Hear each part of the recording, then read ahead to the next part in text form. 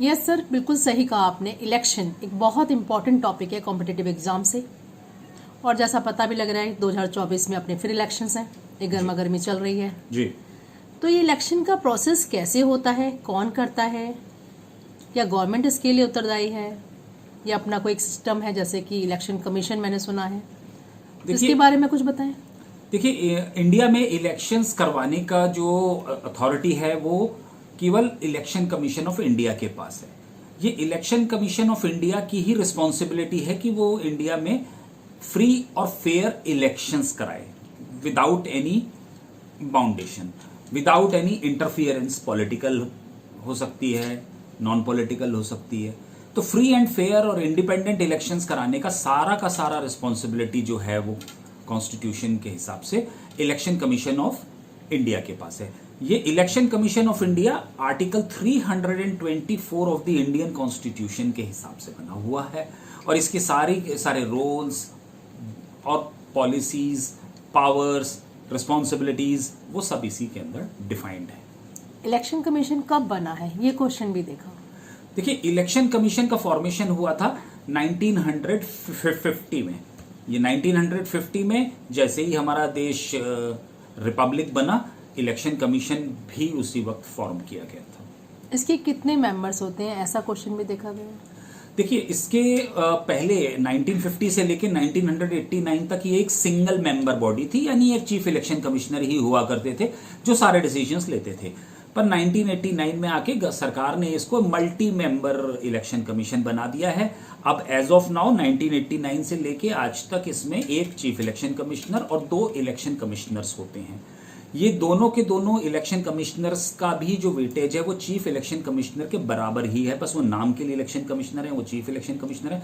पर chief election commissioner उनके head हैं या उनके बॉस हैं, ऐसा कुछ नहीं है। सारे के सारे जो डिसीजंस होते हैं वो या तो ये तीनों एक वॉइस वोट से कर दें या फिर मेजोरिटी में। अब अगर मेजोरिटी में 2 इलेक्शन कमिश्नर्स एक साइड वोट कर रहे हैं और चीफ इलेक्शन कमिश्नर अकेला ऑपोजिट साइड में रह जाता है, तो भी वॉइस वोट में इलेक्शन कमिश्नर्स का ही वैल्यू रहेगा, बिकॉज वो 2:1 की मेजोरिटी में जा रहा है। क्वेश्चन आता है कितने मेंबर्स हैं, तो आंसर हमारा 3 आएगा। जी, अभी एज ऑफ नाउ अब 3 मेंबर बॉडी है। इनकी पे, इनकी सैलरीज, इनका अलाउंसेस, इनका टर्म, इनकी एज सब सेम है जो चीफ इलेक्शन कमिश्नर की है।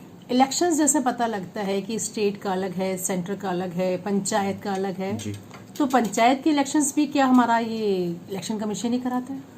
देखिए, जो इलेक्शन कमीशन ऑफ इंडिया है वो केवल 6 इलेक्शंस कराता है, ओनली 6 इलेक्शंस कंडक्ट करता है। पहला इलेक्शन होता है प्रेसिडेंट ऑफ इंडिया का, यानी हमारे देश का राष्ट्रपति का चुनाव कराता है। दूसरा इलेक्शन कमीशन इलेक्शंस कंडक्ट कराता है वाइस प्रेसिडेंट ऑफ इंडिया का, उपराष्ट्रपति। जी, उपराष्ट्रपति का।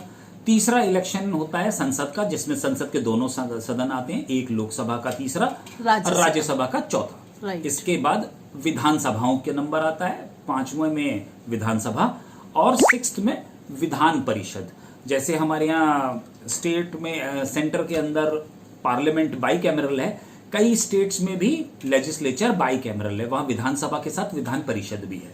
तो वो विधान परिषद का भी काम जो है वो इलेक्शन कराने का इलेक्शन कमीशन के पास है। केवल ये 6 चुनाव इलेक्शन कमीशन ऑफ इंडिया कराता है। आपने जैसा कहा पंचायत के बारे में, तो पंचायत का इलेक्शन जो है वो भी एक इंडिपेंडेंट इलेक्शन कमीशन होता है, लेकिन वो राज्य सरकार के अंदर होता है। और स्टेट इलेक्शन कमीशन जो होता है वो कराता है। स्टेट इलेक्शन कमीशन का सेंट्रल इलेक्शन कमिश्नर से कोई लेना देना नहीं है, दोनों इंडिपेंडेंट हैं और इनका कोई आपस में लिंक नहीं है। ओके, एक क्वेश्चन और मैंने एग्जाम्स में देखा है कि इलेक्शन कमीशन जो गवर्नमेंट है, कुछ गवर्नमेंट का कुछ जिसका आपस में कोऑर्डिनेशन है, उनके ऑर्डर से चलता है या उनकी कुछ रजामंदी से चलता है? देखिए, चीफ इलेक्शन ये इलेक्शन कमीशन जो है ये इसको हेड तो चीफ इलेक्शन कमिश्नर होते हैं, वही इसका सारा day to day administration run करते हैं, वही इसके हेड हैं। लेकिन जहां तक सवाल आपने कहा कि ये सरकार के अधीन चलता है, ये सरकार के अधीन बिल्कुल नहीं चलता। ये सरकार का एक डिपार्टमेंट है, ये बिल्कुल ऑटोनोमस डिपार्टमेंट है। इसमें किसी भी तरह का, जैसे मैंने आपको पहले भी बताया था, इसमें किसी भी तरह का interference political non political allowed नहीं है। यहां तक कि जो इनके मेंबर्स हैं, chief election commissioner plus the election commissioners, ये ऑटोनोमी होने की वजह से इनको एक बार अपॉइंट करने के बाद इनको हटाया नहीं जा सकता है। ये इंडिपेंडेंट फ्रॉम दी गवर्नमेंट रहते हैं। इनको अपॉइंट जरूर गवर्नमेंट करती है, पर ये इंडिपेंडेंट होते हैं। ये अपने डिसीजन बिना किसी डर और दबाव के ले सकें, इसलिए इनको इंडिपेंडेंस दी गई है। इनका रिमूवल का प्रोसेस भी बहुत आसान नहीं है। वो भी रिमूवल का, अगर इनको अपने समय से पहले हटाना है गवर्नमेंट को, तो उसके लिए भी पार्लियामेंट के दोनों हाउसेस से एक स्पेशल मेजॉरिटी के साथ इसका रेजोल्यूशन पास कराना पड़ेगा और उसके बाद उसको प्रेसिडेंट अपने सिग्नेचर्स करेंगे। और ये रेजोल्यूशन भी ऐसा नहीं है कि आपने आज पार्लियामेंट को बुलाया और उनको बाहर बेदखल कर दिया। उसके पीछे भी कुछ वैलिड ग्राउंड्स होने चाहिए, जैसे कि कॉन्स्टिट्यूशन में लिखा है कि in the case of proved misbehaviour और इनकैपेसिटी टू परफॉर्म, यही दो क्राइटेरियाज होने चाहिए। इसके ऊपर संसद में बहस होगी, फिर वोटिंग होगी और उसके बाद ये हटाए जाएंगे। तो हम ये कह सकते हैं इंडिपेंडेंट बॉडी है, कोई जी। इंटरफेरेंस नहीं है सरकार का, और होना भी नहीं चाहिए। जी बिल्कुल। अगर इंडिपेंडेंस नहीं होगी और स्वायत्तता इसकी बरकरार नहीं रहेगी तो फिर वो अपनी पॉलिटिकल एग्जैक्टली, गवर्नमेंट से ऑर्डर लेके सारे काम कर राइट देंगे। सर, राइट, बिल्कुल। इसी वजह से हम देख पाते हैं कि जो सरकारें हैं वो हार जाती हैं। सेंट्रल गवर्नमेंट में भी आज एक पार्टी की सरकार है, कल दूसरी आ गई, परसों तीसरी आ जाती है। तो ये काम भी तो इसी तरह से होते हैं, वरना तो फिर अपना इलेक्शन कमीशन रहेगा नॉन इंडिपेंडेंट, तो वही पार्टी वापस आती रहेगी। ठीक है सर, धन्यवाद।